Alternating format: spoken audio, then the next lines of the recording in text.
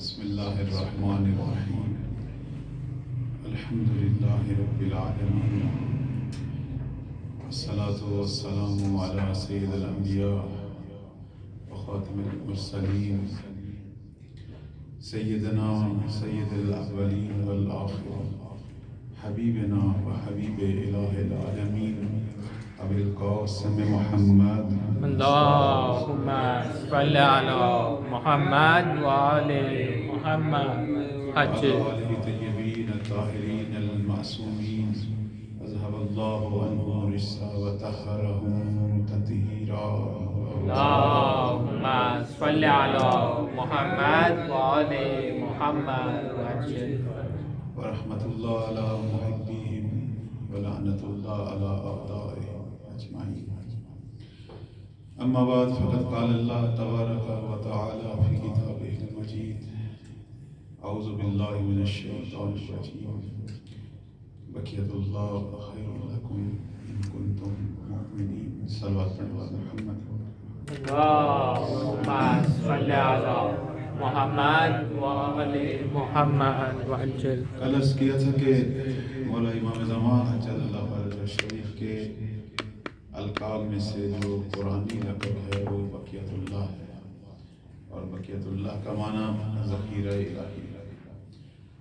اور یہ لقب جو ہے یہ بتا رہا ہے کہ امام زمان نے غیبت اختیار کر لی ہے، چونکہ ذخیرہ ہمیشہ جو ہے وہ چھپایا جاتا ہے کسی خاص وقت کے لیے، جب اس کی ضرورت ہو اسے ظاہر کرنے کی اس وقت تک وہ چھپایا جاتا ہے.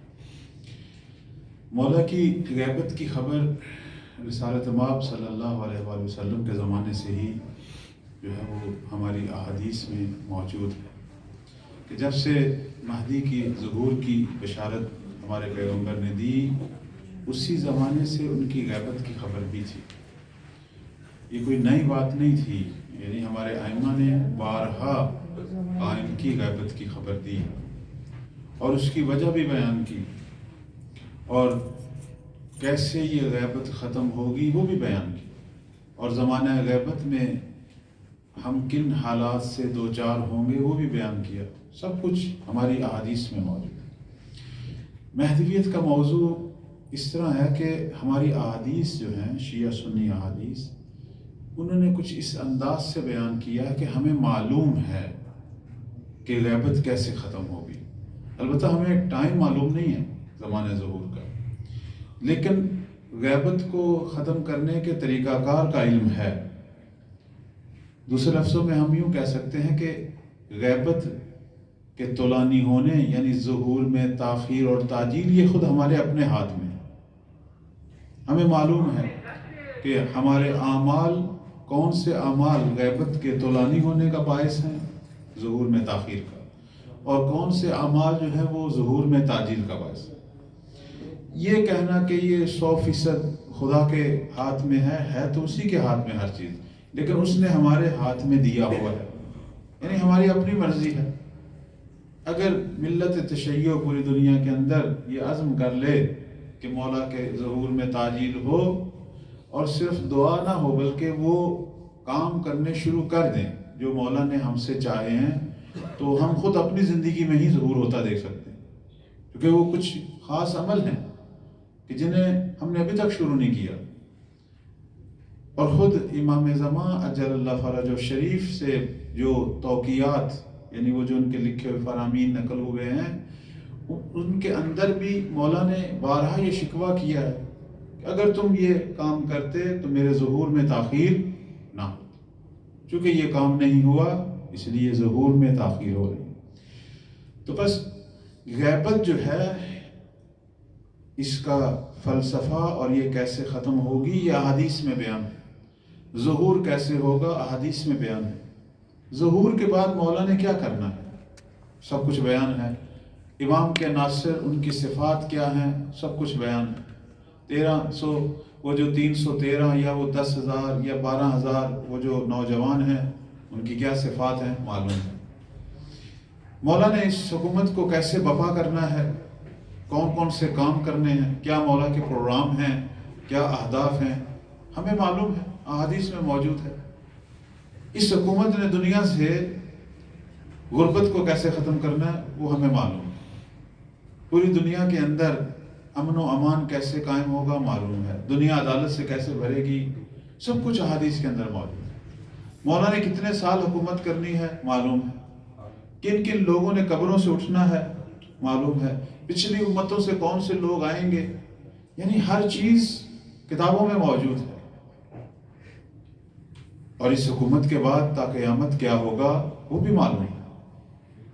सारा मसला जो है वो यहाँ है कि हमने कब काम अपना शुरू करना है, कब दुनिया में ये जो बिखरे हुए मोमिनीन हैं इन्होंने अपने अंदर हमदिली पैदा करनी है, और वो मुंतज़र जामिया या मुंतज़र माशरा, वो मुंतज़र सोसाइटियाँ वो कैसे तश्कील पाएंगी, वो काम कब शुरू होगा। अगरचे बहुत बेहतर हैं हालात हमारे, और इससे भी बेहतर होंगे। आज से 20 साल पहले, 50 साल पहले इस तरह की महफिल नहीं होती थी। जैसे मौला इमाम ज़मान का जिक्र ही नहीं होता था, शायद दुआए सलामती भी नहीं होती थी, दुआए नुतबा भी नहीं होती थी। ये तो 30-40 साल इनकलाब ईरान के बाद ये काम शुरू हुआ है। पुराने उलमा या पुराने बुजुर्ग कहते हैं ये क्या बिदअतें शुरू कर दी आपने, उनको चूँकि ये होता जो नहीं था काम, वो हमने अपने आप को 61 हिजरी तक महदूद किया हुआ था। शिया यानी 61 हिजरी के बाद ख़त्म। हमारी जो तारीख़ तशय्यो है वो मौला अली से शुरू होती है और इमाम हुसैन की शहादत के बाद ख़त्म। उसके बाद हम किसी इमाम के ज़माने में जाना पसंद ही नहीं करते थे। अभी भी है, अभी भी आप बहुत सारी जगहों पे जाएं, मजलिस हो रही होती है, उन्वान होता है इश्तिहार पे शहादत इमाम नकी, लेकिन पढ़े कौन से मसाहब जा रहे होते हैं, इमाम हुसैन के। जिस इमाम का नाम लिखा है उसकी शहादत ही सुनना पसंद नहीं करते। मौलवी साहब कहते हैं इसके अंदर मसाहब ही नहीं है, लोग रोएंगे नहीं है। यानी हमारा नजरिया जो है वो मसाहब के अंदर यह है कि लोगों को रुलाया जाए। हालांकि मसाहब जो हैं वो सिर्फ एक इमाम की जो कैफियत है परवरदिगार की अबूदियत में, और उसमें जो उसने सब्र का मुजाहरा किया है और मुश्किलात को तहम्मुल किया है, हमने वो देखना है, सुनना है, ताकि हो सकता है हम भी ऐसे हालात से दो चार हों। हमने इमाम से दर्स लेना है। लाजमी थोड़ा होता है कि मसाइब में रोया जाए, एक आदमी का दिल गमगीन हो जाए, उसकी आंख से कोई आंसू ना निकलेगा, काफ़ी है। आइमा ने कहा कि हमारे मसाइब में गिरिया करो या तुम्हारा दिल महजून हो, यही काफ़ी है। चूँकि मसाइब जो हैं वो दिल की शकावत को दूर करते हैं, दिलों को नरम करते हैं। हमारे दिल बसा औक़ात गुनाहों की वजह से, ज़्यादतियों की, एक दूसरे के हक़ में ज़्यादती की वजह से सख्त हुए होते हैं। तो अब ये कहीं से तो नरम होना चाहिए। नरम होने के कई तरीके, कुरान पढ़ो, दुआएं मांगो, खुदा की बारगाह में तौबा करो, और नहीं तो किसी मजलिस में बैठो, ज़िक्र मसाइब हुसैन, किसी इमाम के मसाइब सुनो, और ये मसाइब वही काम करते हैं, रूह और दिल पे ज़रब लगाते हैं, नरम हो जाता है इंसान का दिल।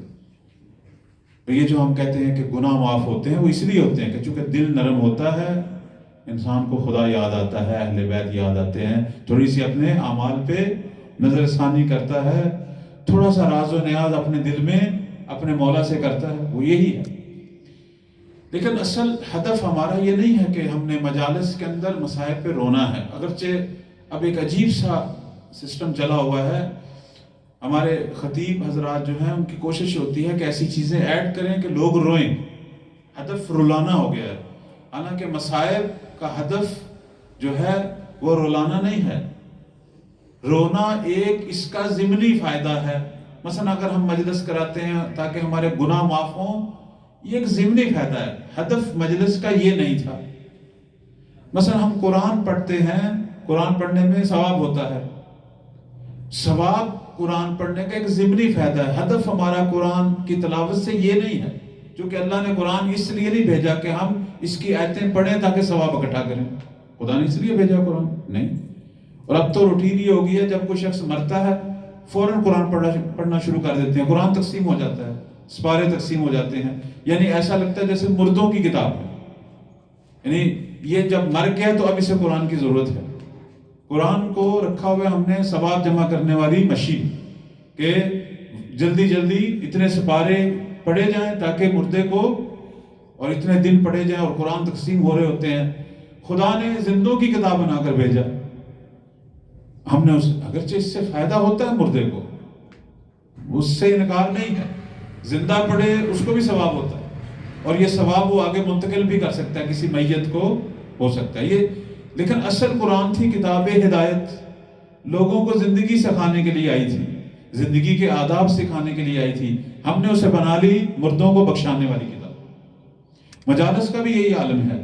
مجالس اور یہ مسائل بار بار جو ہم پڑھے جاتے ہیں، اس کا ہدف یہی تھا کہ انسان راہ عبودیت میں مشکلات کو پہچانے، اور اس سے پہلے وہ لوگ جو ان مشکلات سے دوچار ہوئے ہیں اور اس کے باوجود انہوں نے جس طرح اللہ کی راہ میں اور اپنے امام کی اطاعت میں ثابت قدمی کا مظاہرہ کیا ہے، وہ درس ہم ان کی ذات سے لیں تاکہ زمانے کے امام کی اطاعت میں ثابت قدمی کا مظاہرہ ہم بھی کر سکیں. اصل ہمارا ہدف یہ ہے. اب آپ خود غور کریں کہ ہر سال محرم کی جو مجالس ہوتی ہیں، کیوں ہم بار بار وہی مسائل وہی رپیٹ ہوتا ہے، کیوں سننا پسند کرتے ہیں؟ حالانکہ یہ ساری ہستیاں اس وقت کہاں ہیں؟ خدا کی رحمت میں غرق ہیں، عالم برزخ میں ہیں. اور خدا نے شہداء کو اجر دیا ہوا یا نہیں دیا ہوا؟ سارے مقام مہجور میں. مصائب کیوں ہم نے سننا ہے؟ کیوں مولا عباس کا سننا ہے؟ کیوں حبیب کا سننا ہے؟ کیوں سید الشہداء کا سننا ہے؟ کیونکہ ایک حسین ابھی موجود ہے، اس کو حبیب بھی چاہیے، عباس بھی چاہیے، اسے حر بھی چاہیے، اسے یہ سارے کردار چاہیے. کردار سنیں گے تو کردار بنیں گے. وہ تلقین ہے، مجالس تلقین ہے کہ حسین باقی مہدی کی شکل میں، ایک کربلا باقی، ابھی ایک جنگ باقی، اور اس کے لیے یہ سارے کردار چاہیے. بار بار سننے کا مطلب یہی ہے کہ ہم سنیں، تلقین ہو، وہ چیز وہ قالب بن کر ہمارے وجود پہ سما جائے، ہم بھی وہ بنیں. چونکہ جب یہ دوبارہ جنگ ہوگی ظالموں کے ساتھ، جب یہی حسین زمان عالم کفر کے مد مقابل، عالم شرک کے مد مقابل، یہ دشمنان اہل بیت کے مد مقابل کھڑے ہوں گے، ناصر اسی طرح جان دیں گے جیسے کربلا میں. ہدف یہ ہے مجلس کا. ہاں اب اس میں ضمنی فائدے ہمیں کیا ہیں؟ ہمارے گناہ بھی معاف ہو رہے ہیں، ذکر اہل بیت سننے کا ثواب بھی ہو رہا ہے. یہ سارے ضمنی فوائد ہیں، یہ ہونے چاہیے، ان کا انکار نہیں ہے. لیکن ہدف یہ نہیں ہے. جیسے آج کل ہمارے بعض جوانوں کو شوق ہو ہے، آج کل ایک نیا سسٹم ہے، اور کچھ خطیب حضرات بہت زیادہ شہادت کی باتیں کرتے ہیں، اور ہمارے جوانوں میں ایک عجیب کیفیت سی ہو رہی ہے. شہید ہونا، شہداء سے محبت، شہادت کو اپنا ہدف بنائے ہوئے ہیں. اور اس موضوع پہ ایک دوسرے کو، تو ٹھیک ہے شہداء کی زندگی سے درس لیں، لیکن شہادت سے محبت نہ کریں. میں بڑی ذمہ داری سے یہ بات کہہ رہا ہوں. شہادت جو بھی ہے تو موت، اور زندگی موت سے افضل ہے. ہزاروں شہیدوں سے ایک زندہ ناصر افضل ہے، چونکہ وہ اپنے امام کی خدمت میں. ہمارا ہدف جو ہے وہ اپنے مولا کی خدمت ہے. اب اس راہ میں کوئی بھی موت آ جائے کوئی فرق نہیں پڑتا، لیکن اپنے آپ کو کہنا کہ نہیں میں نے ہر صورت میں شہید ہونا ہے، اس کو ہدف نہیں بنانا، یہ فضیلت ہے. میں پھر کہوں گا، اگر شہادت ہدف ہوتی، ابراہیم خلیل اللہ شہید ہوتے، موسیٰ کلیم اللہ شہید ہوتے، ہمارے رسول شہید ہوتے. شہادت ہے کیا ہے؟ شہادت یعنی ایک ایسی موت ہے جس میں مرنے والا خدا کی عبودیت کی گواہی دیتا ہوا دنیا سے جائے. شہید شاہد سے ہے، یعنی گواہی دینے والا. اب جو شخص بھی راہ خدا میں ہے، اگر وہ بستر پر بھی مرے وہ شہید ہے. اصلا ہم نے شہید کو محدود کر دیا 2-3 چیزوں میں، زہر اور قتل میں. یہ اس کی 2 قسمیں ہیں، ورنہ روایت کہتی ہے کہ اگر کوئی علم کی طلب میں مر جائے وہ بھی کیا ہے؟ شہید. اگر کوئی مسافر راہ خدا میں اپنے وطن سے دور حج کرتا ہوا، کوئی بھی کام کرتا ہوا دنیا سے چلا جائے، اسے بھی شہید کہتے ہیں. شہادت کی تو بڑی قسم ہے. شہادت ہمارا ہدف نہیں ہے. وہ جو شہادت ہم سمجھتے ہیں وہ ہدف نہیں ہے، وہ ایک فضیلت ہے. مل گئی نہ ملی، ہدف کیا ہے؟ عبودیت. ہدف خدا کی عبادت ہے، ہدف اپنے امام کی نصرت ہے، وہ جس حالت میں مل جائے. اب اس میں خدا کو جو ہماری موت پسند آئے ہم راضی ہیں اس پہ، وہ خدا نے فیصلہ کرنا ہے۔ مجھے بڑا افسوس ہوتا ہے، میں بسا اوقات مولا امام زمان اجل اللہ فرج الشریف کے جو پروگرام ہوتے ہیں اس میں بسا اوقات ایک سوالات کا ہم رکھتے ہیں، بعض لوگ فوراً یہ سوال کرتے ہیں، ان کا پہلا سوال ہی یہی ہوتا ہے، ہم نے سنا ہے کہ ایک خاتون امام زمان کو پتھر سے کیا کرے گی؟ شہید۔ آپ نے بھی سنی ہے نا ایسی بات؟ میں انہیں سب سے پہلے کہتا ہوں کہ یہ روایت ہے، انکار نہیں ہے، لیکن ضعیف ہے۔ اس روایت کو ہمارے علماء نہیں مانتے کیونکہ اس کا کوئی راوی نہیں۔ دوسری بات یہ ہے، آج ایک چھوٹے سے ملک کا صدر، اس کی سکیورٹی پہ کتنا کام ہوتا ہے۔ کجا جو پوری زمین کا مالک ہو، مشرق و مغرب جس کے اختیار میں ہے، اس کی سکیورٹی پہ کوئی کام نہیں ہوگا کہ ایک کمزور عورت اٹھ کے اسے پتھر سے شہید کر دے، یعنی امام اپنے دفاع پہ قادر۔ یہ کیا بات ہے؟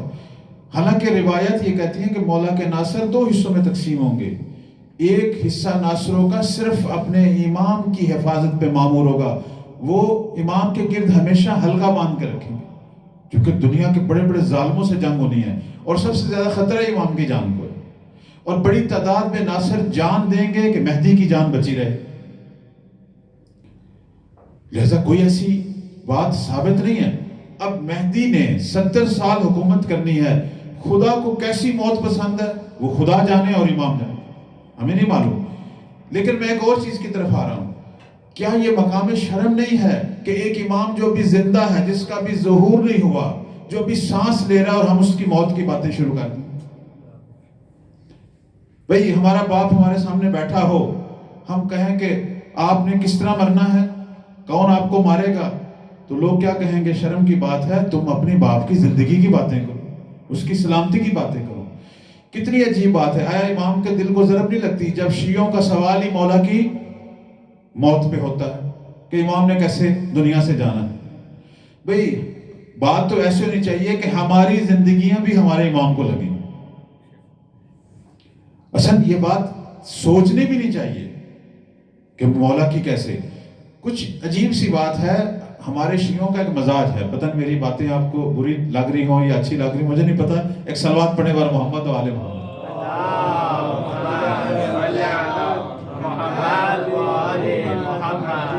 سیدھی باتیں کرتا ہوں، مجھے تو وہ لگی لپٹی باتیں پسند نہیں ہیں۔ شیعوں کا شروع سے ایک مزاج ہے، شیعوں کو اتنی اپنے زندہ امام سے محبت نہیں ہوتی تھی جتنی شہداء امام سے۔ یہ مزاج ہے شیعوں کا، اور اسی مزاج کی وجہ سے غیبت میں تاخیر ہے۔ اور آپ نے یہ باتیں شاید اور بھی علماء سے سنی ہوں، 7ویں امام قید میں ہیں، شیعہ عزاداری سید الشہداء منا رہے ہیں، لیکن وہ جو زندہ امام قید و بند میں ہے اس کو آزاد کرانے کے لیے کوئی احتجاج نہیں ہو رہا۔ جب وہ شہید ہو گئے، ایک ماتم کا اضافہ ہو گیا، ایک عزاداری کا، اب 8ویں امام کی امامت پہ جھگڑے ہو رہے ہیں، نہیں مان رہے۔ یہ شروع سے ہے۔ آج ہم تمام ائمہ کے مسائل پڑھتے ہیں، عزاداری کرتے ہیں، جو وقت کا زندہ امام ہے، زہرا کا بیٹا جو سانس لے رہا ہے، اس کی طرف توجہ نہیں ہے۔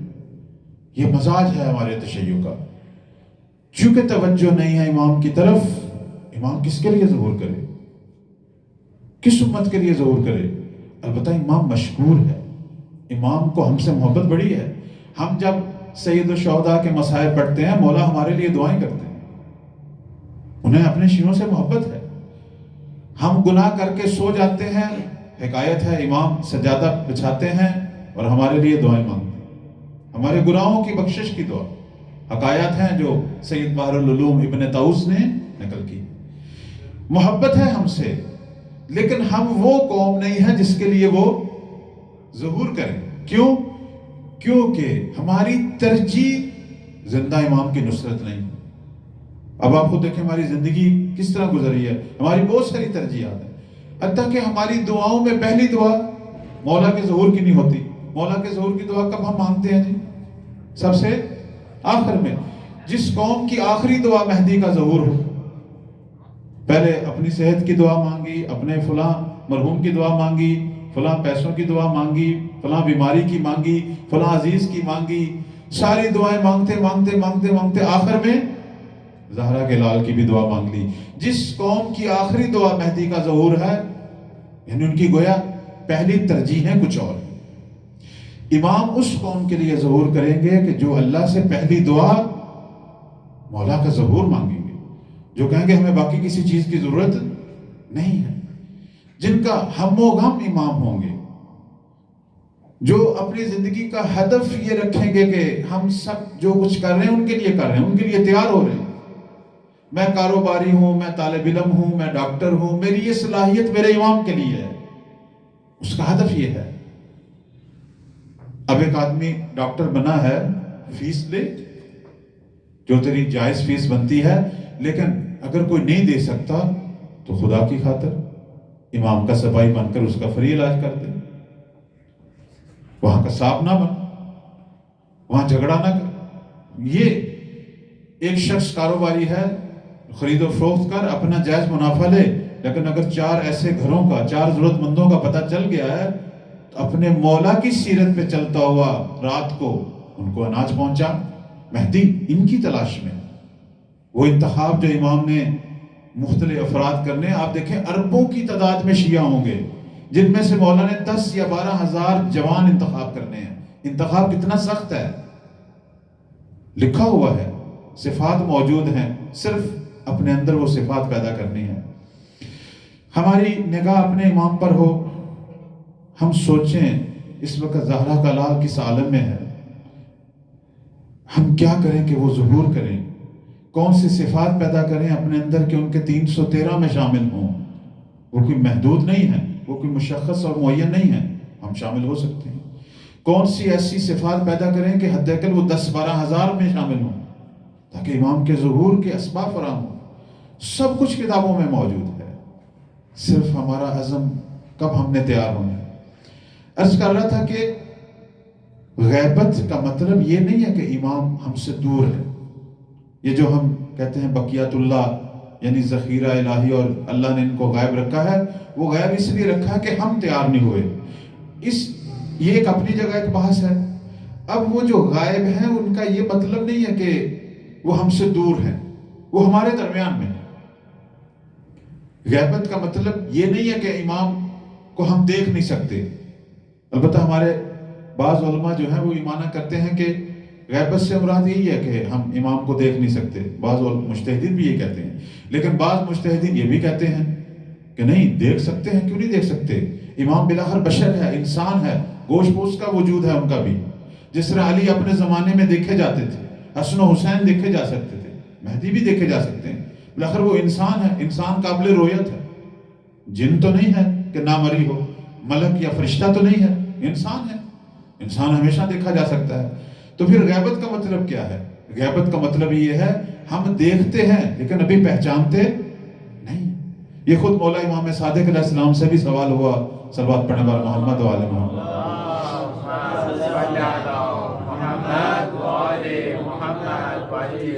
کہ قائم کی غیبت سے مراد کیا ہے؟ انہوں نے فرمایا کہ غیبت سے مراد یہ ہے کہ خدا مومنوں اور مہدی کے درمیان ایک حجاب قرار دے گا کہ لوگ ان کو دیکھیں گے لیکن پہچانیں گے نہیں. پھر انہوں نے مثال دی، جس طرح یوسف کے بھائی مصر میں یوسف کو دیکھتے تھے لیکن پہچانتے، ہاں جب یوسف نے بتایا تو پھر پہچانا. جب مولا اپنی آمد کا اعلان کریں گے، اپنی شناخت کروائیں گے، پھر ہم بھی پہچانیں گے. کہتے ہیں کہ جب مولا کا ظہور ہوگا کعبہ سے اور امام جب دنیا کو اپنا چہرہ دکھائیں گے اور وہ خطبہ دیں گے، اس وقت بہت سارے لوگ کہیں گے ہم نے پہلے انہیں کہیں دیکھا تھا. ہو سکتا ہے ہماری گناہگار آنکھوں نے دیکھا ہو. امیر المومنین صلوات اللہ علیہ بھی یہی فرماتے ہیں. جب ان سے سوال ہوا قائم کی غیبت کا تو فرمایا کہ وہ اپنی غیبت کے زمانے میں وہی رہیں گے جہاں ہمارے شیعہ رہتے ہیں. آخر امام نے کہاں رہنا؟ یہ جھوٹ ہے، یہ افسانہ ہے کہ جزیرہ خضرا ہے یا کوئی برمودا جگہ ہے، اس کی کوئی حقیقت نہیں. یہ تو 500-600 سال پرانے قصے ہیں، حدیثیں 1400 سال پرانی. اور یہ حدیث بھی نہیں ہے کوئی خضرا وغیرہ. وہ ایک قصہ ایک آدمی کا جسے علامہ نے علامہ مجلسی نے بہار میں لکھ دیا، وہ روایت نہیں، چونکہ بہار الانوار ایک ایسی کتاب ہے جس میں احادیث بھی ہیں اور لوگوں کے بنائے ہوئے قصے بھی ہیں، قصہ لکھ دیا انہوں نے، چونکہ اس میں ذکر تھا امام مہدی کا، لیکن یہ حدیث نہیں ہے، اس لیے ہمارے علماء اس کا انکار کرتے ہیں، کہتے ہیں کہ پہلی تو بات ہے کہ احادیث یہ کہتی ہیں کہ مہدی وہاں رہیں گے جہاں شیعہ رہتے ہیں، خود امیر المومنین کا فرمان ہے، فرماتے ہیں کہ ہمارے قائم غیبت کے زمانے میں وہیں رہیں گے جہاں شیعہ رہتے ہیں، اور پھر فرمایا وہ مشرق سے مغرب تک سفر کریں گے، چونکہ شیعہ ہر جگہ آباد ہے، اور مولا ایک جگہ پہ زیادہ دیر نہیں رہ سکتے، کیونکہ اب اس میں ہمارے علماء یہ کہتے ہیں کیونکہ اللہ نے انہیں ہمیشہ جوان رکھا ہوا ہے، ہمیشہ جوانی کے عالم میں، یہ خدا کا معجزہ ہے، خدا نے انہیں جوان رکھا ہوا ہے، اور جوان شخص ایک جگہ پہ زیادہ نہیں رہ سکتا، ظاہر لوگوں کو شک پڑ جائے گا، بھئی ہم بچے تھے یہ اسی طرح جوان ہیں، ہم جوان ہیں یہ جوان، ہم بوڑھے ہو گئے، تو امام اپنی جگہ بدلتے ہیں، مشرق سے مغرب تک سفر یہی ہے، اور پھر معصوم فرماتے ہیں کہ وہ انہی گلیوں میں انہی راہوں میں قدم رکھے گا جہاں تم شیعہ رکھتے ہو، اور تمہارے گھروں میں بھی آئیں گے، ظاہر ہمارے گھروں میں بسا اوقات پروگرام ہوتے ہیں، مولا آتے ہیں، آ سکتے ہیں، البتہ اس کا مطلب یہ نہیں ہے کہ وہ اس طرح آئیں کہ ہمیں پتہ نہ چلے۔ آج ایک جگہ پہ خواتین کا ایک اجتماع تھا، تو میں نے وہاں اس موضوع پہ گفتگو کی، وہ بھی یہی پوچھ رہی تھی، تو میں نے کہا کہ آپ کے اجتماع میں تو نہیں آئیں گے چونکہ امام مرد ہے، ظاہر خواتین کے اجتماع میں وہ کیسے آئیں؟ وہ کہتے نہیں ہمارا تو عقیدہ ہے، ہم جب بھی کوئی مجلس محفل کرتے ہیں مولا ہمارے درمیان، میں کہا وہ کیسے، آپ ساری نامحرم ہیں؟ وہ نہیں، کیسے مولا ہم سے نامحرم ہیں؟ میں نے کہا امام اپنی امت کی خواتین سے شادی کر سکتا ہے یا نہیں کر سکتا؟ کر سکتا ہے، تو آپ سب نامحرم ہیں، کیسے آئیں گے آپ کے درمیان؟ ہاں کوئی مردوں کا پروگرام ہو کسی گھر میں، وہاں وہ آئیں گے آپ دیکھیں گے بھی، لیکن آپ انہیں پہچانیں گے نہیں، لیکن میں نے کہا آپ بیبیوں کے محفل میں نہیں آئیں گے۔ پھر میں نے کہا مایوس نہ ہو، امام اپنے علم کے ذریعے موجود ہے ہر جگہ۔ آج کل ہم دنیا نے اتنی ترقی کر لی ہے کہ بہت ساری جگہوں پر فزیکلی ہمیں جانے کی ضرورت نہیں ہوتی، ہم اپنے ناقص علم سے اتنی ترقی کر گئے ہیں۔ تو میں نے ان بیبیوں کو کہا یہ جو میں آپ سے بات کر رہا ہوں اور آپ مجھ سے بات کر رہی ہیں، مہدی دیکھ بھی رہا ہے اور سن بھی رہا ہے۔ آج ہماری ٹیکنالوجی اتنی ترقی، 4 کیمرے یہاں لگ جائیں، دنیا لائیو ہمیں دیکھ بھی رہی ہے، سن رہی ہے، ساری باتیں سنی ہے، ایک ایک کو دیکھ بھی رہی ہے، لیکن وہ ہمارے درمیان موجود۔ تو جب ناقص علم میں ہم یہاں تک پہنچ گئے ہیں، تو جو اللہ کے سارے علوم کا مالک ہے وہ اپنے علم کے ساتھ ہر جگہ موجود ہے۔ امام کے بارے میں یہ جو ہم کہتے ہیں کہ وہ ہر جگہ موجود ہیں، وہ اپنے علم سے، وہ جس جگہ کے بارے میں چاہے اس کا فوری علم پیدا کر لیتے ہیں۔ لیکن فزیکلی طور پر ہم کہیں کہ وہ خواتین کی محفل میں، تو میں نے کہا اس محفل میں ہی ایک مرد ہوں، کوئی اور مرد نہیں ہے، لہذا فزیکلی طور پر وہ یہاں نہیں ہے، ہاں وہ اپنے علم کی بدولت یہاں ہے۔ یہ ہوا جو آج ہم نے مسخر کی اور ہماری لائیو تصویریں ویڈیو بھیج رہی ہے، یہ ان ہستیوں کے پاس 1400 سال سے مسخر ہے۔ یہ تو ائمہ اس زمانے میں بھی دیکھتے تھے، شیعہ کوفہ میں ہے، امام مدینہ میں ہے، امام مدینہ میں بیٹھ کر کوفہ کے شیعوں کو دیکھ بھی رہا ہے، ان کی باتوں کو بھی سن رہا ہے۔ یہی ہوا پیغام پہنچا رہی ہے۔ صلوات پڑھیں بار محمد و آل محمد۔ اللہم صلی علی محمد و آل محمد۔ تو امام غائب ہونے کا مطلب یہ نہیں ہے کہ وہ ہم سے دور ہیں، ہمارے درمیان میں ہے، کسی جگہ پہ وہ اپنے وجود کے ساتھ ہمارے درمیان میں ہے، اور باقی جگہوں پر وہ اپنے علم کے ساتھ ہمارے درمیان میں ہے۔ اور اب تو جتنی یہ ٹیکنالوجی ترقی کرے گی، جتنا علم بڑھے گا، لوگوں کو بہت سارے معجزات ان کی حقیقت سامنے آ جائے گی۔ وہ معجزے ہے ہی نہیں تھے، وہ ائمہ کے علوم کے کرشمے تھے، دنیا انہیں معجزے سمجھ رہی تھی، وہ علم تھا۔ تو خلاصہ یہ ہے کہ دنیا کی کوئی جگہ حجت خدا کی نگاہ سے خالی نہیں ہے۔ امام ہر جگہ پہ حاضر نہیں ہے، ناظر ہے۔ وہ ہستی جو ہر جگہ پہ حاضر ہے وہ فقط پروردگار۔ فرق ہے خدا اور ولی میں، خدا ہر جگہ پہ حاضر بھی ہے اور ناظر، یعنی کوئی جگہ اس کے وجود سے خالی نہیں، لیکن امام ہر جگہ پہ حاضر نہیں ہے۔ امام اگر مدینہ میں ہے تو مکہ میں نہیں ہے، جو جسم ہے، جسم محدود، خدا تو جسم و جسمانیت سے پاک ہے، امام جسم ہے، اور جسم جب ایک جگہ پہ ہوتا ہے دوسری جگہ پہ امام اگر مکہ میں ہے تو مدینہ میں نہیں ہے، اگر مشہد میں ہے تو اس وقت کم میں نہیں ہے، لیکن ناظر ہے۔ آج ہم انسان اپنے علم کی بدولت ہزاروں میل دور بیٹھے لائیو ناظر ہوتے ہیں، تو وہ خدا کے علوم سے مجاہز، خدا کا سپاہی، جس کے بارے میں ہمارے پیغمبر فرماتے ہیں کہ مہدی تمام علوم کا وارث، اللہ نے جتنے علوم دینے ہیں بشر کو وہ سارے مولا کو عطا کیے، تو وہ اپنے علم کی بدولت ہر جگہ پہ ہے۔ مثلا یہاں اگر وہ اپنے جسم کے ساتھ نہیں ہیں لیکن علم کے ساتھ ہیں، یہی ہوا مسخر ہے، ہماری سب کی کیفیتیں بھی منتقل کر رہی ہیں۔ ابھی انسان کا علم تو بہت ناقص ہے، اس لیے میں یہ عرض کیا کرتا ہوں کہ عریضہ جب ہم لکھتے ہیں تو وہ پانی میں ڈالنے کی ضرورت نہیں ہے، تو لکھ رہا تھا انہوں نے پڑھ لی۔ ہم ناقص علم میں آپ لکھتے ہیں تو لوگ پڑھ لیتے ہیں، اتنی ترقی ہو گئی ہے، آپ ایسے میسنجر ہیں، آپ لکھ رہے ہیں ہزاروں میل بیٹھا دور، اسی وقت پڑھ رہا ہے، آپ نے لفظ لکھا ہے اس نے پڑھ لیا ہے۔ تو جب ناقص علم انسان، ایک خاطی گناہگار انسان اتنا پاورفل ہو گیا ہے کہ اپنی بات جو لکھ رہا ہے اسی وقت ہزاروں میل دور پہنچا رہا ہے، تو خدا کا ولی اور اس کے جو علوم، اس کے مد مقابل تو ہم کچھ بھی نہیں ہیں۔ ہم بھی جب لکھتے ہیں وہ پڑھ لیتے ہیں، ہمیں روز لکھنا چاہیے، ہم بولتے ہیں وہ سن لیتے ہیں، ہم سوچتے ہیں وہ سمجھ جاتے ہیں، یہ خدا کے علوم ہیں۔ امام کو اس پیرائے میں دیکھیں، وہ حجت خدا ہے، وہ زمین پر خلیفہ خدا ہے، اللہ نے اپنی تمام طاقتوں کا مرکز اسے قرار دیا۔ لیکن یہ سب ائمہ کے لیے ایک شرط ہے، یہی شرط امیر المومنین کے لیے بھی تھی کہ حکومت تب کرنی ہے جب لوگ چاہیں، یہ شرط ہے، وہ چاہے علی ہو یا مہدی ہو۔ حکومت لوگوں پر کب کرنی ہے؟ جب لوگ خود چاہیں، جب لوگ خود تجھے پکاریں۔ اگر لوگ تجھے نہیں چاہتے، امام باقی کام کرتے ہیں، ہدایت کا کرتے ہیں، علم کا کرتے ہیں، تربیت کا کرتے ہیں، لیکن لوگوں پر حکومت نہیں کریں گے۔ اتنے پروردگار کی طرف سے انبیاء آئے، حکومت کس نے کی؟ داؤد نے، سلیمان نے، یوشع بن نون نے، موسیٰ نے، خود ہمارے پیغمبر نے۔ کب؟ جب لوگوں نے خود چاہا۔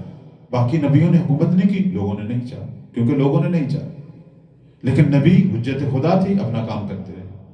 حکومت شرط نہیں ہے نبی امام کے لیے، شرط عصمت ہے، شرط علم ہے، شرط منصوص من اللہ ہونا ہے، شرط ہادی ہونا ہے، شرط حجت ہونا ہے، یہ شرائط ہیں اس کی۔ حکومت شرط نہیں ہے۔ ہاں کب واجب ہوتی ہے امام پر؟ جب لوگ حجت عوام کریں۔ اب امام اس وقت بھی ہادی ہیں، ہمارے مربی ہیں، ان کے علوم سے ہم فائدہ اٹھا رہے ہیں، ان کے علم ہم تک پہنچ رہے ہیں، چاہے فقہا کے ذریعے چاہے باطنی علوم ہم تک پہنچ رہے ہیں۔ امام کی نگاہوں سے دور نہیں ہیں، ان کی برکات ہمیں مل رہی ہیں۔ بہت سارے گناہوں کا عذاب آ رہا ہوتا ہے ہم پر، مولا کی دعائیں اس عذاب کو روک دیتی ہیں، ان کا لطف ہم کو شامل حال ہے، یہ ساری چیزیں ہیں۔ لیکن مہدی کب حکومت کرے گا؟ جب ہم چاہیں گے، جب ہم پکاریں گے۔ امام ہمارے تمام امور پر ناظر ہیں، اپنے آپ کو کبھی بے وارث نہیں سمجھنا چاہیے۔ امام موجود ہیں، ہم سب پر ان کی نگاہ ہے، ایک ایک فرد پر، ایک ایک فرد پر، چاہے وہ فقی ہو یا ایک عام شخص ہو، مولا کی نگاہ سے دور نہیں ہے۔ وہی نگاہ علمی، جسے میں بار بار کہوں گا، نگاہ علم۔ لازمی نہیں ہے کہ آپ کہیں آنکھ، کہ وہ مولا ہر ایک آدمی کو اپنی فزیکی آنکھ سے نہیں، نگاہ علم، ان تک ایک ایک پل کی خبر پہنچتی۔ بلکہ ہمارے پاس روایات ہیں، وہ جو باب ہے عرض اعمال کا، اس میں احادیث ہیں کہ بعض حدیث کہتی ہیں ہر روز کے اعمال پہنچتے ہیں، بعض کہتی ہیں ہفتے کے بعد، وہ مختلف احادیث ہیں۔ لیکن امام جب چاہے جس جگہ کا علم اسے خدا مہیا کر دیتا ہے، چونکہ وہ حجت، وہ واسطہ فیض ہے۔ اب یہ علیحدہ بات ہے، کوئی اسے مانے نہ مانے، وہ ایک علیحدہ مسئلہ ہے۔ وہ جو اسے نہیں بھی مان رہا، وہ اس کے لیے بھی شفیق باپ کی مانت۔ امام ہوتا ہی ایسے۔ مولا نے جب ظہور کرنا ہے، یہ غلط بات ہے جو بعض دفعہ ممبر سے ہوتی ہے کہ قتل و غارت کا ایک بازار گرم ہو جائے گا۔ بعض دفعہ ڈرا دیا جاتا ہے ممبروں سے کہ یہ جو گناہگار شیعہ ہیں سب قتل ہو جائیں گے۔ نہیں، اس کی کوئی حقیقت نہیں ہے۔ امام مظہر رحمت پروردگار ہے، توبہ کا دروازہ کھلا ہوا ہے، مولا خود توبہ کی طرف مائل کریں گے، لوگوں کو راہ ہدایت دکھائیں گے، گناہگاروں کو راہ ہدایت دکھائیں گے۔ حتیٰ کہ مولا کی حکومت میں یہودی، کافر، مشرک، ہندو وہ بھی ایک زندگی گزار سکتا ہے، تو ایک گناہگار مومن کیوں نہیں گزار سکتا؟ امام کا کام ہدایت دینا ہے۔ امام کسی کو زبردستی مسلمان نہیں کریں گے۔ ہماری احادیث نہیں کہتی کہ مہدی نے طاقت کے زور پر لوگوں کو مسلمان کرنا ہے۔ حدیث یہ کہتی ہیں کہ انہوں نے زمین کو عدل سے بھرنا ہے۔ یہ عدالت مہدی ہوگی جو لوگوں کو مہدی کے دین کی طرف کھینچے گی۔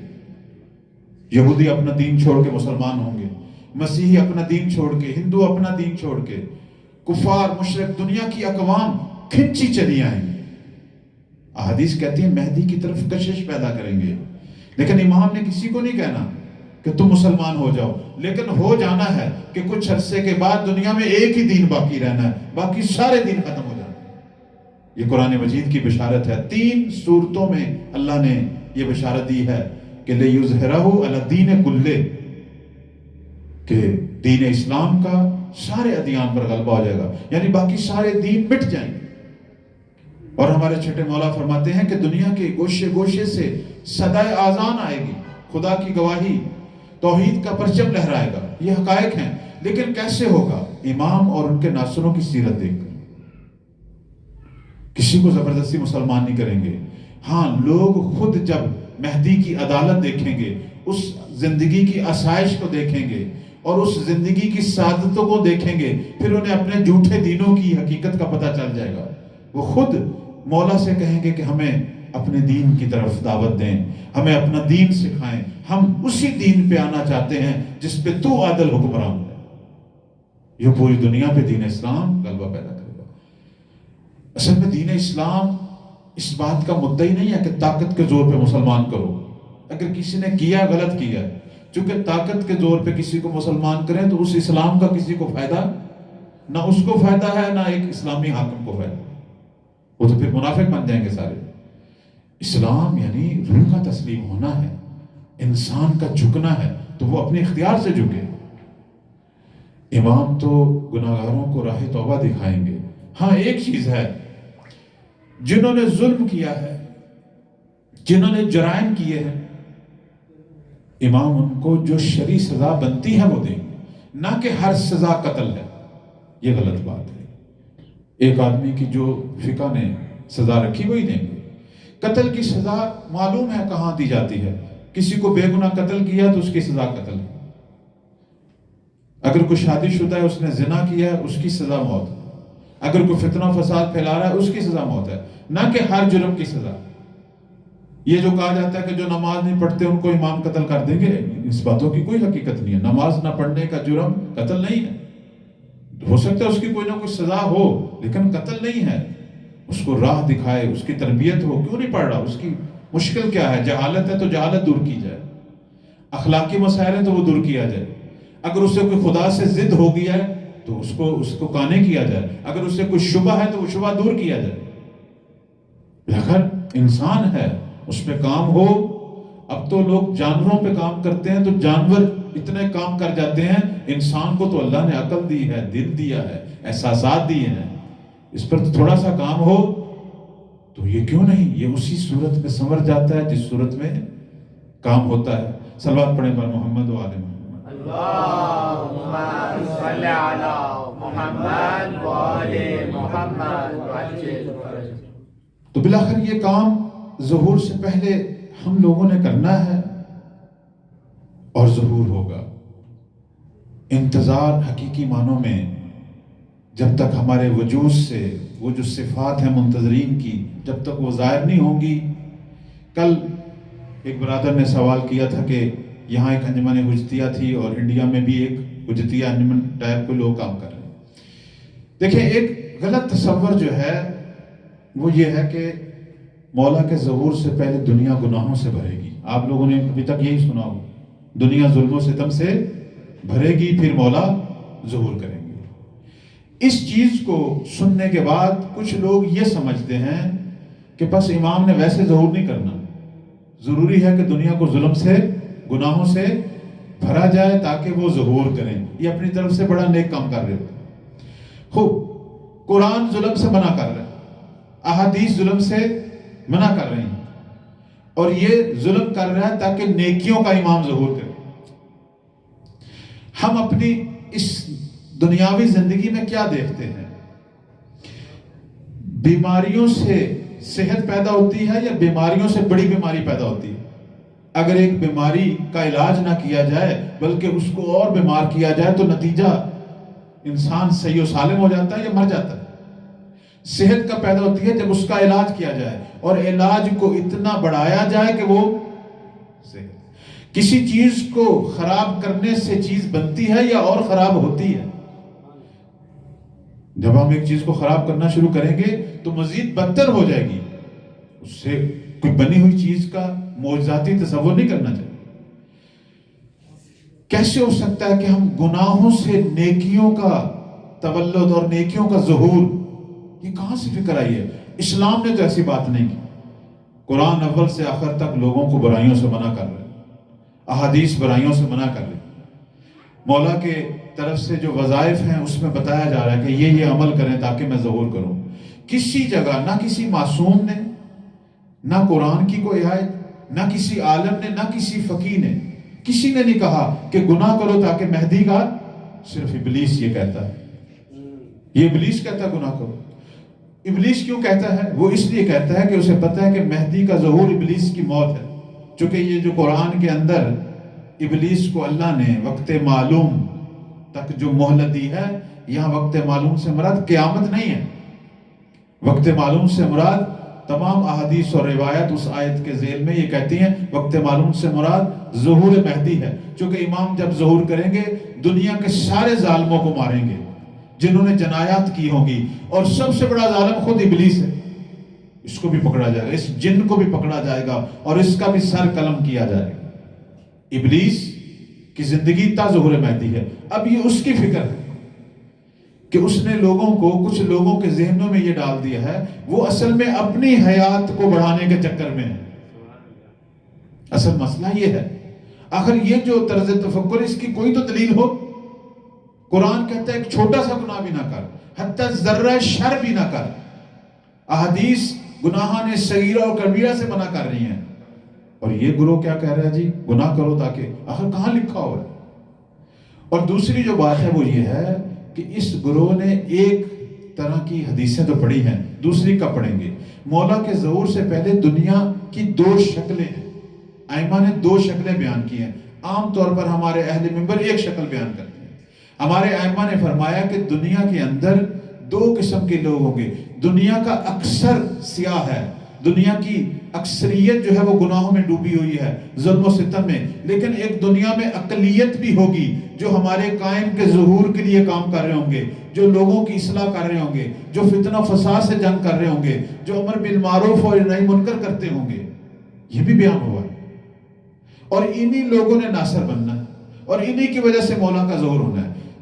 ہمارے ائمہ نے یہ نہیں کہا دنیا ظلم سے بھرے گی، فرمایا دنیا کی اکثریت ظلم سے آلودہ ہوگی، لیکن اس کے مد مقابل ایک اقلیت بھی ہوگی کہ جو نور کی مانند زمین کے مختلف جگہوں پر وہ چمک رہے ہوں گے۔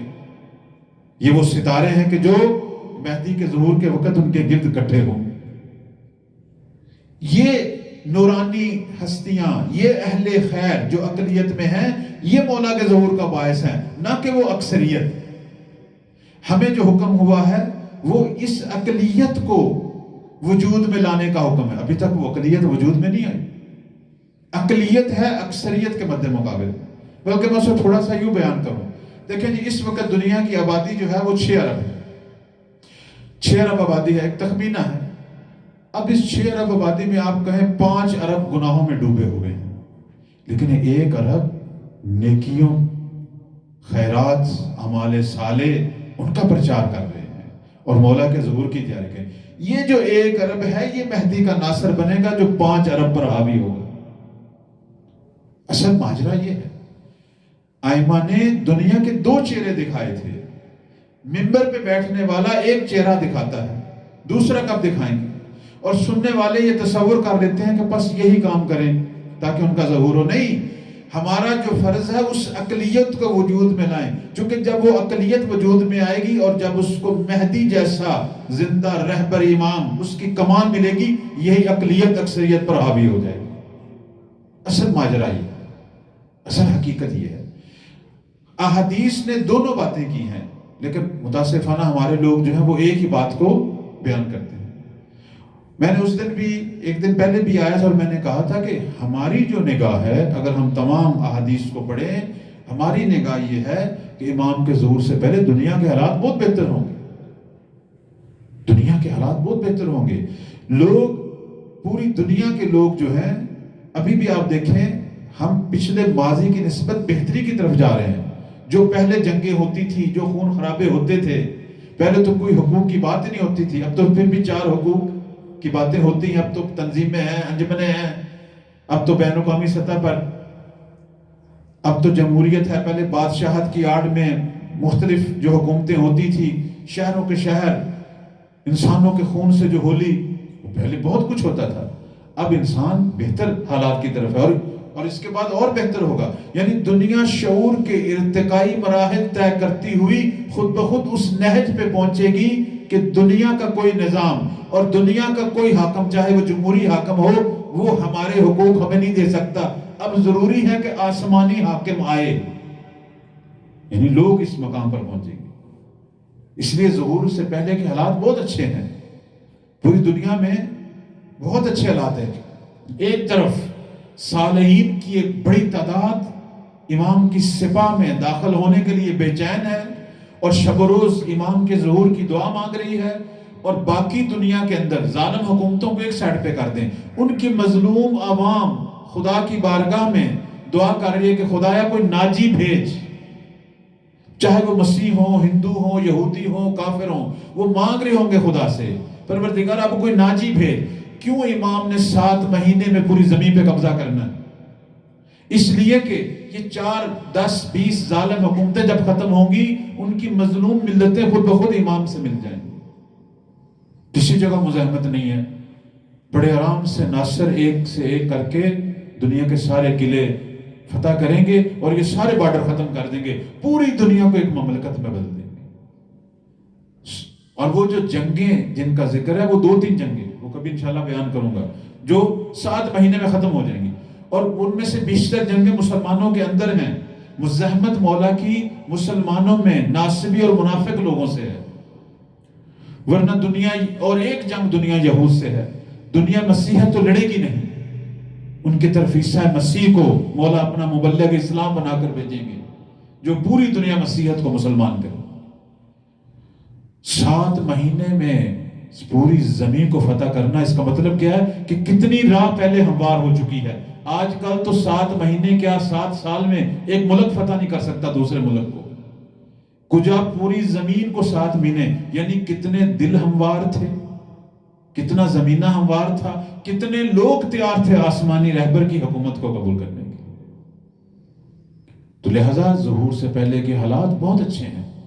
اگر آپ خود تصور کریں، آج کا زمانہ ہو اور 6 ارب آبادی میں 1 ارب یا 50 کروڑ صالحین ہوں، دنیا کی کیا شکل ہو؟ اب تو 1 کروڑ بھی نہیں ہے صالحین، شاید 1 لاکھ بھی نہ ہو۔ بہت سارے لوگ بظاہر مسلمان ہیں، بظاہر مومن ہیں، وہ چند ایک اعمال کی وجہ سے، ورنہ اپنے دنیاوی معاملات، حقوق، گھر باہر، کہاں اسلام ہے، کہاں ایمان ہے؟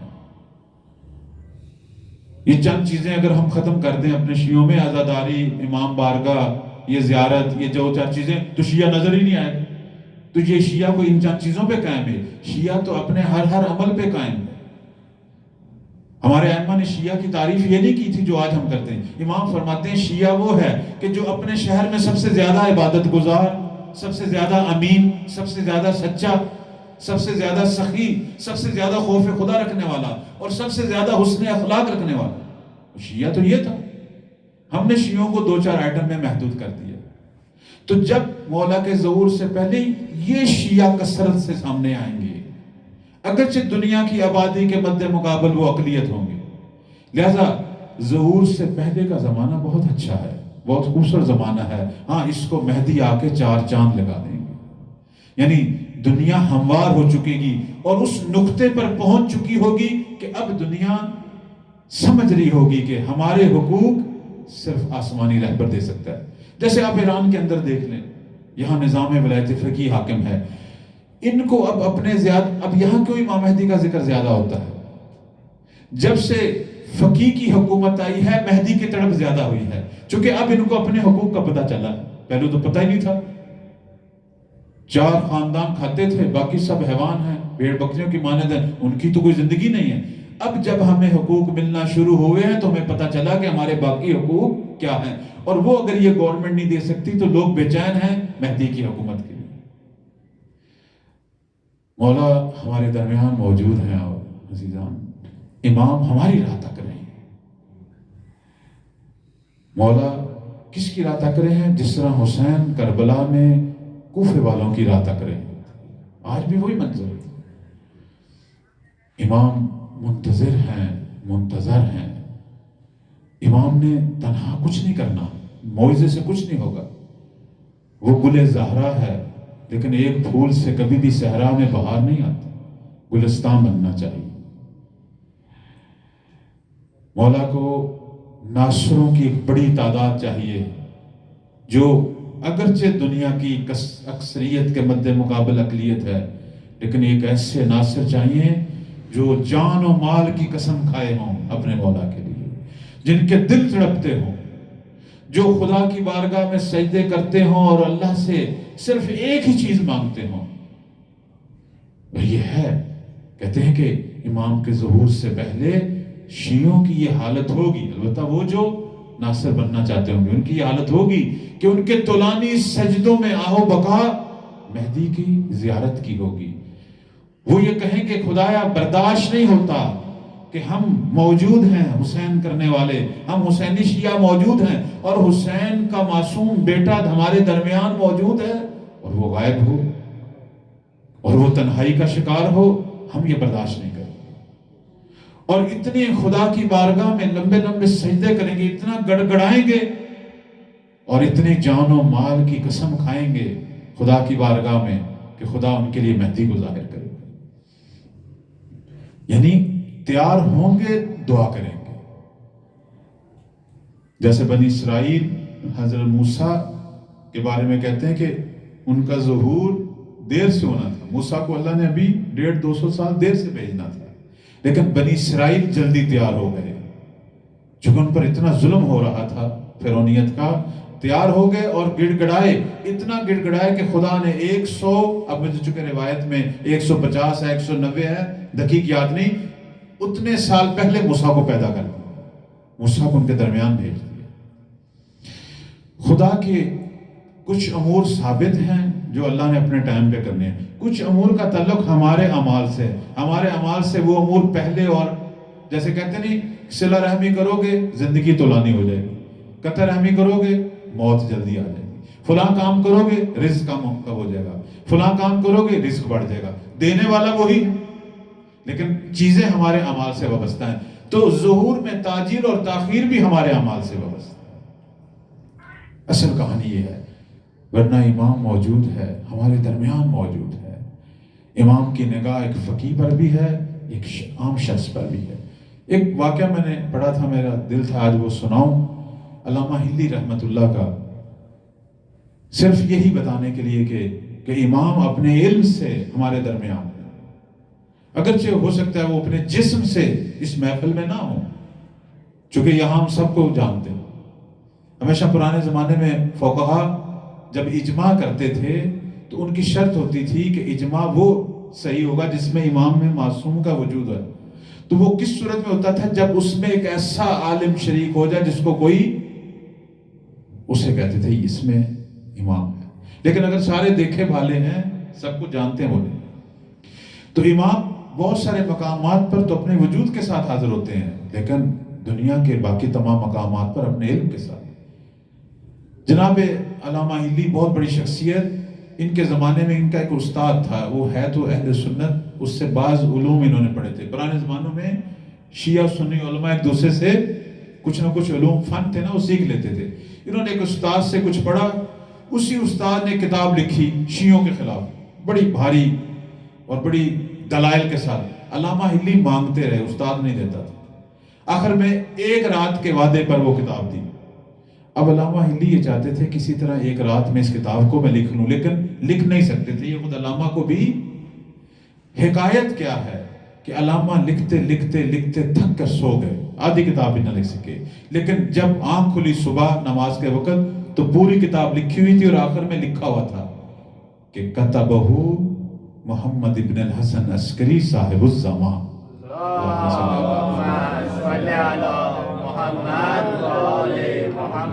علامہ تو گھبرا نہیں، تو میرا سپاہی ہے، تو میرے دین کے دفاع کی خاطر تو کتاب لکھنا چاہتا ہے اور تجھ سے لکھی نہیں جائے گی تو میں تیرا امام ہوں نا۔ بعض ہمارے علماء کہتے ہیں کہ علامہ پر خود مولا نے نیند کو سوار کیا تھا، چونکہ یہ مسلسل جاگ رہے تھے، لکھ رہے تھے، امام وہاں موجود حاضر ہو گئے، کہا علامہ سو جاؤ۔ انہوں نے حکم دیا کہ اب تم سو جاؤ، یہ تیرا کام نہیں ہے، یہ اتنی بڑی کتاب ایک رات میں لکھی، اور امام نے خود بیٹھ کر لکھا۔ امام کی نگاہ، یعنی صرف اس واقعے میں جو اشارہ ملتا ہے وہ یہ ہے، ہم جو بھی کام کر رہے ہیں امام کی نگاہ ہوتی ہے، اور جب ہم کوئی نیک کام، بڑا کام، کوئی کار خیر جس میں ایک ملت، جو کہ علامہ بہت بڑا کام کر رہے تھے، کیوں نہیں امام کی نگاہ میں آتے؟ ہم بھی جب کوئی بڑا کام کر رہے ہوتے ہیں، دنیا کی نگاہوں سے چھپے رہے، مہدی کی نگاہ میں آ جاتے ہیں۔ اور یہ جو 313 ناصر ہیں، ان کے بارے میں مولا علی کا یہ فرمان ہے، فرماتے ہیں کہ انہیں دنیا میں کوئی نہیں جانتا ہوگا، ان کو آسمانی مخلوقات جانتی ہوں گی۔ فی الارض مجہولا لیکن فی السماء معلوما۔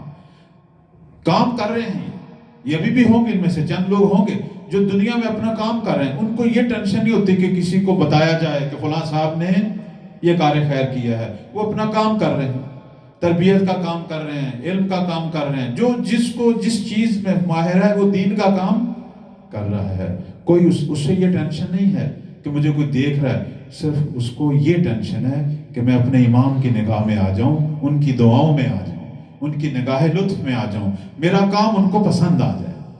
ایک سچے ناصر کی تڑپ یہی ہوتی ہے کہ میرا امام مجھ سے راضی ہے یا نہیں۔ میں یہیں پہ ختم کروں گا جناب سعید کا ذکر کرتے ہوئے۔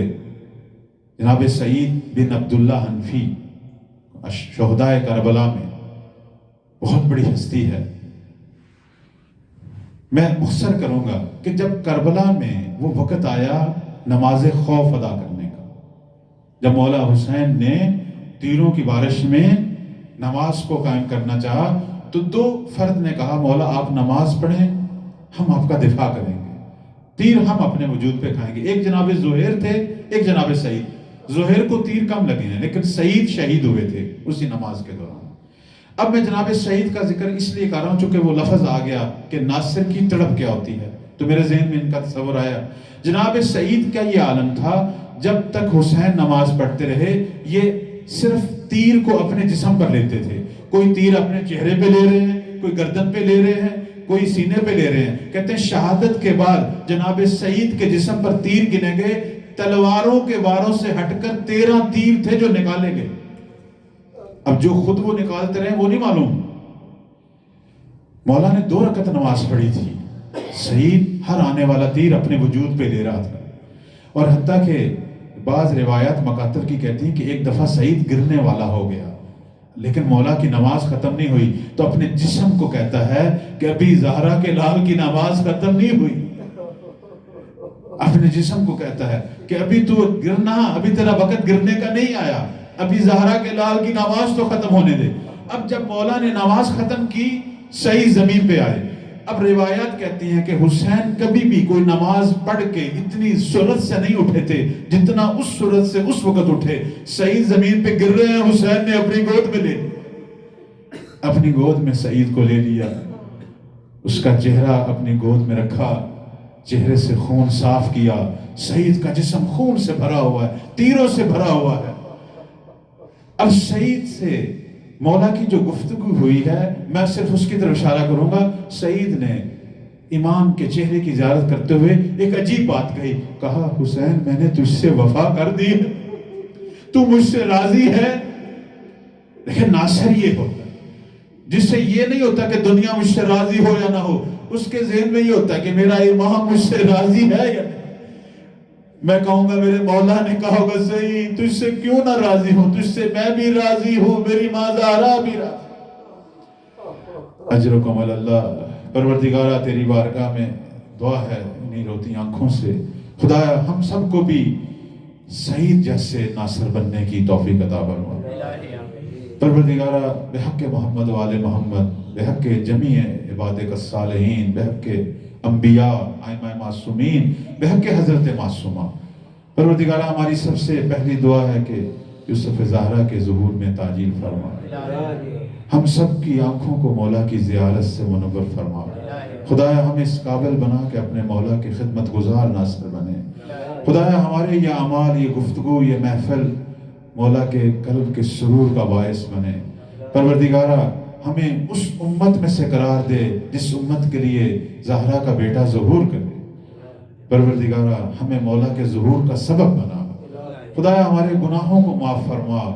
خدایا جو جو بھی حاضرین کے دلوں میں دعائیں ہیں، تو بہتر ہے دعاؤں کو جانتا ہے، ساری دعاؤں کو اپنی بارگاہ میں قبول و منظور فرما. جہاں جہاں بھی شیعہ آباد ہیں، مومنین موجود ہیں، شر دشمن، شر شیطان سے محفوظ فرما. شیعان ہند، بحرین، شیعان یمن، شیعان لبنان، فلسطین، جہاں جہاں مسلمان مورد ظلم واقع ہو رہے ہیں، خدایا ظالموں کو نابود فرما. پروردگارہ مومنین کے اندر ہمدلی اور اتفاق پیدا فرما. خدایا ہمارے اعمال کو اپنی بارگاہ میں قبول و منظور فرما.